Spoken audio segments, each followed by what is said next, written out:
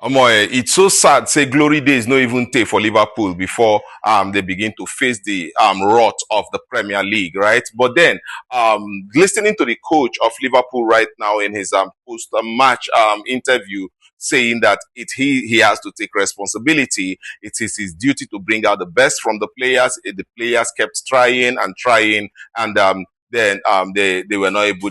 Probably the best, their best wasn't enough, and also he tried to change a few things in the game, but then trying to change those things that obviously did not work out, and that he has to take responsibility for it. Yes, I kudos to the coach here for knowing that for not trying to blame any player for any of what happened today in the game. He took responsibility for it.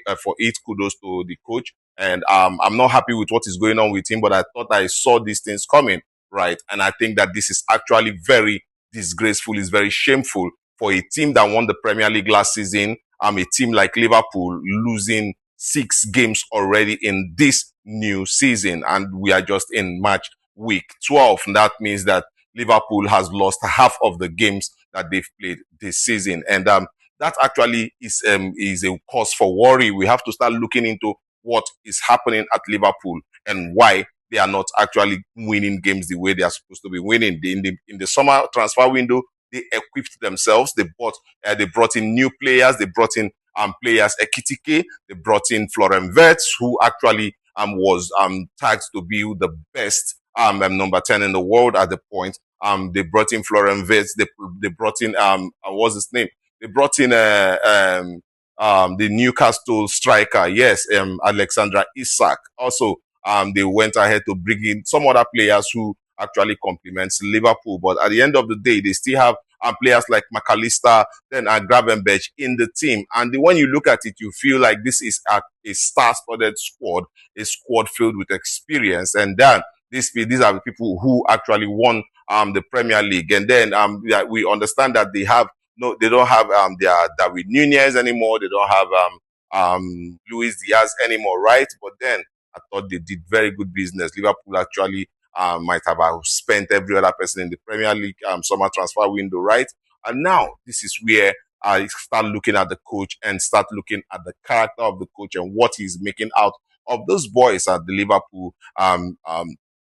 in as much as I think that it is very, very abysmal what we're seeing, in as much as I think it is very heartbreaking for Liverpool fans, what we see week in, week out with the Liverpool team, I, for one, think that Liverpool lacks lots in the middle of the park.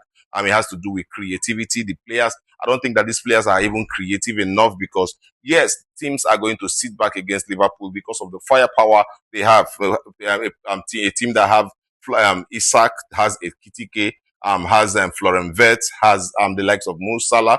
You are going to have a lot of teams sit back against you. And this is where you as a coach have to devise a means to be able to get create chances and score goals, right?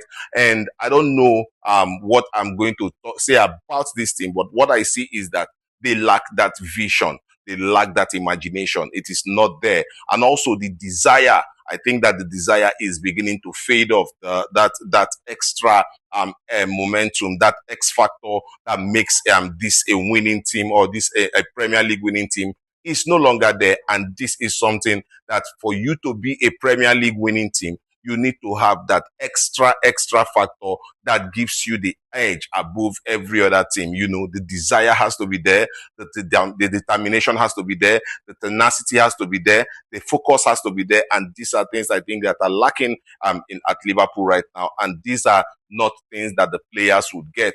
These are qualities that the coach has to imbibe, and I thought that Jurgen Klopp actually left a template on how Liverpool should play. And I think that what Arne Slot was supposed to do was pick up that template and actually get into it. A little tweaks and here and there, and you get your team playing very well. This is something that every manager, every big club does. Yeah, a big club has a style of play. All the manager comes in to do, they look at a manager that prefers that style of play, bring him in, and he just has to do a little tweaks and there and here and there, and then the team gets kicking. in the same style, in the same fashion. But this is something I think that is not with Liverpool, and I think that it is something that will be taking a little bit of time for Arne Slot to actually get right. But in this season, I think that Arne Slot has a lot to do with this Liverpool team. We are not going to take away the fact that this Liverpool team has very talented players, very, very good players. Ryan Gravenberch